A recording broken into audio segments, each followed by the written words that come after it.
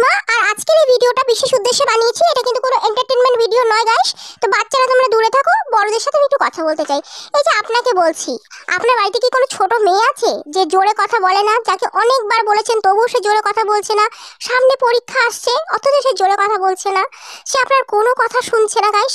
কিংবা ধরুন আপনার বাড়িতে কি কোনো ছেলে আছে যে একদম পড়াশোনা করতে চায় না, যে সারাদিন টিভি দেখে, গেম খেলে, মাঠে যায়, বন্ধুদের সাথে গল্প করে, অথচ পড়াশোনা করছে না? তাকে নিয়ে চিন্তায় আপনার নাওয়া খাওয়া ঘুম সব বন্ধ হয়ে গেছে গাইস। আর কি এরকম কোনো বাচ্চা আছে যে পড়ছে কিন্তু তার পড়া মাথায় থাকছে না? আপনি হাজারবার বলছেন কিন্তু সে কোনো কিছুতেই কিছু হচ্ছে না, সে কোনো কথাই শুনছে না।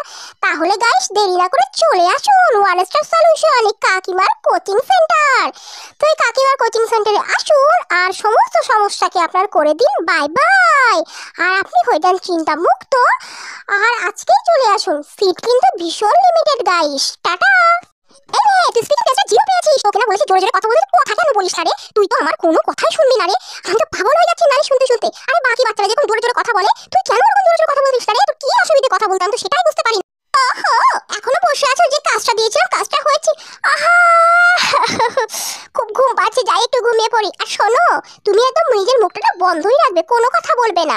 আর শোনো, তাড়াতাড়ি করে ফেসবুকের পেজগুলোতে, ওই হোয়াটসঅ্যাপের স্ট্যাটাসে না এই ভিডিওটা তাড়াতাড়ি করে আপলোড করো, যাতে আমার স্টুডেন্ট আসে, বুঝতে পেরেছো? আর তুমি মুখ খুললে সেই বিজনেসটা আমার একদমই হয় না। এই বিজনেসটা যারা যেন সেরকম না হয়। চল চল, কথা বলবি কিনা বল? কাজ করছি, চল তোকে ওই কাকিমার কোচিং সেন্টারে নিয়ে আসবো। দাঁড়া, কাকিমা বলেছে সব সমস্যার সমাধান করে দেবে। তুই তাড়াতাড়ি করে রেডি হয়ে নে, বুঝতে পারলি? আর ওই কাকিমার কাছেই তোকে দিয়ে আসবো, তুই ওখানেই তুই সব কিছু শিখে যাবি।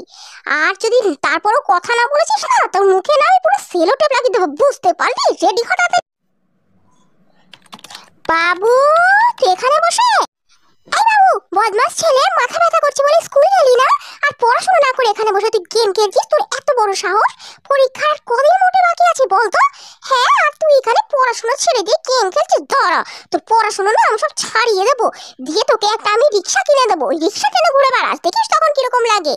চল তোর কাছে কাকিমার কাছে নিয়ে যাবো তোকে। চল ওখানে, আর ওখানে মন দিয়ে পড়াশোনা করবি। কাকিমা বলে দিয়েছে তোর সব কাজ কাকিমা নিয়ে নিতে, চল ছাড়বে। তোকে ফার্স্ট করতে হবে, নইলে না আমি একদম তাড়াতাড়ি করে দেবো।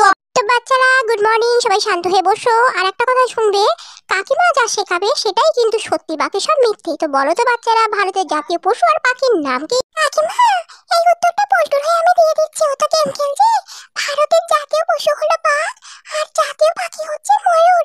আর কাকিমা, পল্টু বলছে কি ও বড় হয়ে বড় সায়েন্টিস্ট হবে। ওহো, তোমরা দেখি কিছুই জানো না, দুটো উত্তরই ভুল।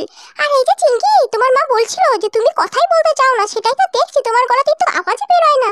তাই আমি সুই সুতো এনে তোমার ঠোঁট পুরোপুরি সেলাই করে দেবো, আর কথা বলার কোনো চিন্তা নেই। গরু হলো আমাদের জাতীয় পশু, কারণ গরু আমাদের সবসময় উপকার করে। আর মুরগি দেয় ডিম, ডিমে থাকে প্রোটিন, তাই মুরগি হলো গিয়ে আমাদের জাতীয় পাখি। আর বাচ্চারা তোমরা জানো এই দিন রাত কেন হয়? যেটা জানো ভুল জানো, আসল কথা শোনো। সূর্যের যখন চার্জ শেষ হয়ে যায়, সে রাত্রিবেলা কি করে নিজেকে চার্জ করে, তাই জন্য তখন নেমে আসে অন্ধকার। আর বলটু শোনো, ওই যে সায়েন্টিস্ট হবে না, বলবে দেখো বড় হয়ে আমি করব বিয়ে। কেন কি তুমি চাকরি করো বা না করো, ব্যবসা করো না করো, পড়াশোনা করো না করো, আত্মীয়দের চাপে বিয়ে তোমাকে করতেই হবে। তাই কেউ বউ জিজ্ঞাসা করলে বলবে আমি বড় হয়ে বিয়ে করতে চাই আর মা বাবার জন্য বউ আনতে চাই। বাচ্চারা তুমি একটু পড়াশোনা করো, একটু ব্রেক নিয়ে নাও, আমি একটুখানি খেয়ে দিয়ে আসছি। আমি কিন্তু দেখতে পাচ্ছি, কোনো ঝামেলা করবে না, করবে না। এ চিঙ্কি, এই আন্টিটা কিন্তু বেশ ভালো পড়াচ্ছে বল। আর তোর তো কথা বলতে ইচ্ছা করে না, আন্টিটা তোর ঠোঁট সেলাই করে দিয়েছে, এখন তো ইশারা করলেই হয়ে যাবে। আর বেকার আর পড়াশুনো করবো না, মাকে গিয়ে আজকেই বলবো যে একটা ভালো মেয়ে দেখে যেন মা আমার বিয়ে দিয়ে। এই চলো কাকিমার বাড়িতে, কি শিখিয়েছে জানো? এতদিন তো ছেলেটাও কম নাম্বার পেতো, এবার পুরো ফেল করেছে। আর গার্জিয়ান কল করেছিল, সেই আমি গেছি, কি যাচ্ছে তাই করে শুনিয়েছে, আর বলেছে যে একদম টিসি দিয়ে দেবে। আরে জানো না, আমার মেয়েটা তো মুখই সেলাই করে দিয়েছে। আর কি জানো, 3 মাসের টাকাও নিয়েছে, আর আমার থেকে 2 মাসের টাকা।